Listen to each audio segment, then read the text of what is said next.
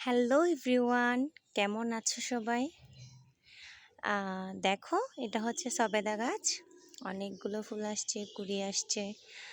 আহ, এই দেখো, ছোট্ট ছোট্ট গাছে কিউট কিউট লেবু। এটা হচ্ছে একটা ভালো জাতের আম, নয়নতারা। তো ছাদ বাগানে দেখো, ড্রাগনের কুড়ি আসছে, ফুল খুব সুন্দর। এটা হচ্ছে সুন্দর একটা ড্রাগনের জাত, খুব মিষ্টি প্রজাতির ড্রাগন এটা। একটা আমও পেলাম পাকা, খুব মিষ্টি আমগুলো।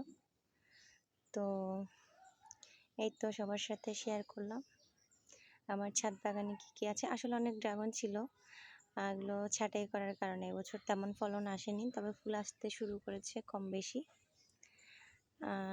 সবাই একটু লাইক কমেন্ট সাবস্ক্রাইব করে পাশে থাকবে। ধন্যবাদ।